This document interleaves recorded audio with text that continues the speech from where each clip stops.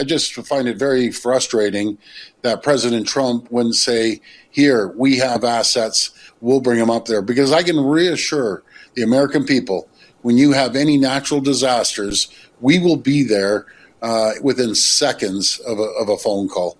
And we love our American neighbors. We're going to be there to support them. But it's unfortunate, the president has to politicize it.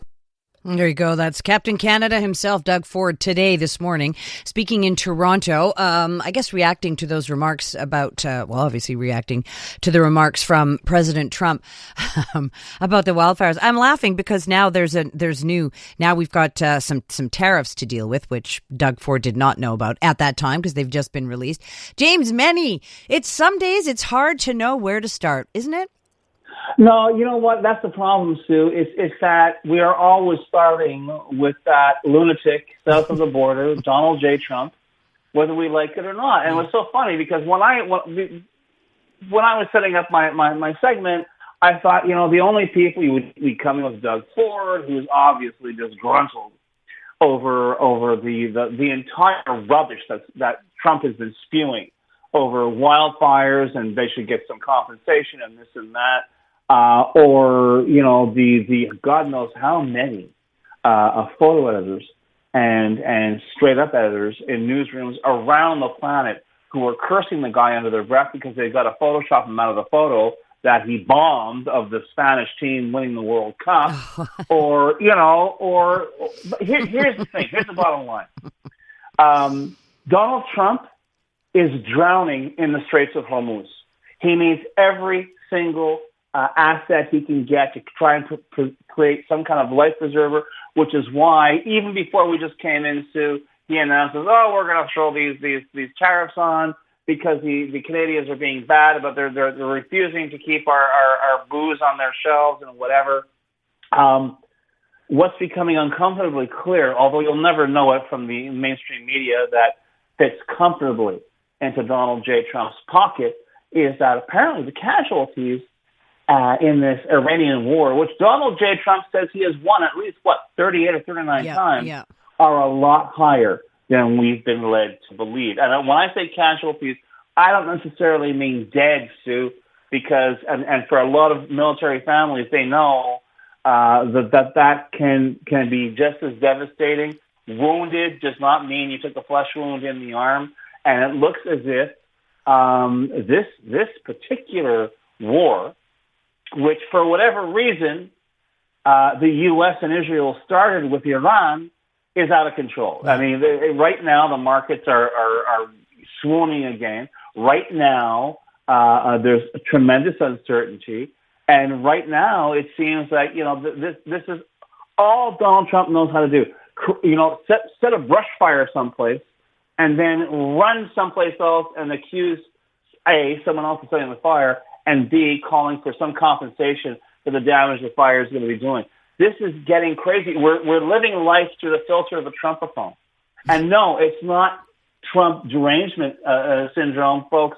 Let's face it, we know now. I mean, the fanboys will text the show and they'll go online and say he's the greatest president who ever lived. This is an absolute unmitigated disaster, and I'm not entirely sure that everybody can hold on until the midterms in November, if indeed we get to there. But the fact of the matter is Donald Trump keeps pulling the most ridiculous, tattered, flea-bitten rabbits out of his hat in an effort to sort of like forestall the inevitable. But the reality here is that anybody else, any other country would be saying, what the hell is going on there? And for some reason, this danse macabre, which has been going on, quite frankly, for 10 years, has become normal for the entire world, for the U.S., for us. It's crazy. It's frustrating, but it's crazy. And, it's funny because, you mentioned the mainstream media. And by the way, I mean, you're probably right about casualties, but I'm assuming you're talking about American casualties. Like, let's not forget about... we know about the Iranian casualties. Yeah, exactly. We just glanced over that, but the fact is...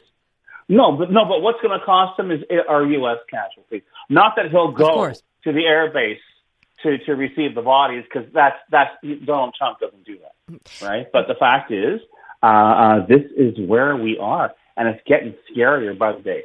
But the thing is, and people, to your point, whether they text in that he's the greatest president that ever lived, but often people will say, why do you have to keep covering what you call the Trumpaphone, James? But the fact is, the man is the president of the United States. Sue, we can't avoid it. No. I don't want to talk about Donald Trump. In fact, one of my policies on this show, up until recently, unfortunately, has been to avoid Donald Trump like the plague. Because what are you going to say? What can you say that isn't, another sermon from the first church of the nose in the middle of your face? He's incompetent. He's nuts. He's corrupt. He's a convicted felon. Go on. His reputation speaks for itself. But moment donné, Sue, you're there, and it's like, you can't avoid this guy now. And even, we're seeing, breaking news, he's throwing more tariffs on Canadian goods because of the province's decision not to run the booth. But this is it. This is what's crazy. And what Donald Trump doesn't understand is that he thinks, this is political, transactional, blah, blah, blah, blah, blah. But we discovered Canadians, and from one end of the country to the other. And amazingly, according to a poll from Abacus Data, mostly in Quebec, the rien savoir of Donald Trump, of American goods, the people who are buying Canadian the most are in Quebec, interestingly enough, at least are in Alberta. But this is where we are. This is, and we are being, to a certain extent, manipulated by this guy's random incompetence. And it's crazy, Sue, because any other country, I don't think this would be tolerated. And for some reason, and that's why I keep saying it's not Trump, it's the rest of the country, they just shrug and go, yeah, well, you know what, that's Trump being Trump. Yeah, well, I mean, there are a lot of previously thought to be fairly intelligent people, furthermore, defending his policies. And you know what? Digging down. Well, but this is it, because I think they realize as well that, and this is why things get a bit scary for November, because if Donald Trump loses power, if there's an impeachment, if he's thrown out of office, he's going to jail. And the thing is, he doesn't want to go to jail. So what exactly, and this is a question we all have to ask, as Canadians as well, because we have skin in this game, what is he prepared to do to avoid that happening?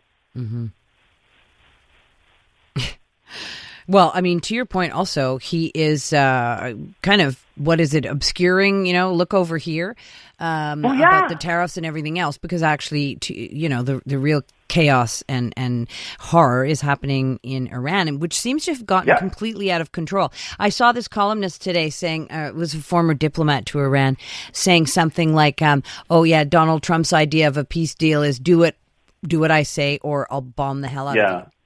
So. But even bombing the hell out of someone apparently doesn't work. And I got to tell you, for all those, I don't know, it used to be, I'm going to date myself here, all those nerds who used to go out and buy James, navies of the world or aircraft of the world or whatever, all those armchair generals, listen, America still has the world's most powerful navy, but apparently they can't take control of a strait that's just a few miles wide? Yeah. What's going on? What's that about, as they say? Yeah. What is going on? And the other thing is, I think before this happened, Iran didn't realize how much power they had over the strait, and now they know it, and they're leveraging it. Thanks to Donald Trump. Exactly. Yeah, exactly. All right. Well, hey, another good feel good session, Jay. You know what? We'll come back. Honestly, I swear, Steve, tomorrow we'll come back. And we'll lament the Quebec election. I don't want to talk about it. I'm so fed up of talking about this guy. You have no idea. Okay, tomorrow. But we'll do that, okay? What about Christmas in July? We can talk about that. Demain. Hello, Canada. This is Bryan Adams Radio. Hosted by Bryan Adams himself. We'll play a few of mine, a ton of my favorites, and some must-hear behind-the-scenes stories from the world of rock and roll. Coming to get you! One thing about doing rock and roll so long is you end up meeting a lot of the people that you admire. Sometimes you even get to work with them. It's only love, and that's all. Bryan Adams Radio. I'm coming back to you. Now available on the free iHeartRadio app. Hey everybody, how are you tonight? Sounds great.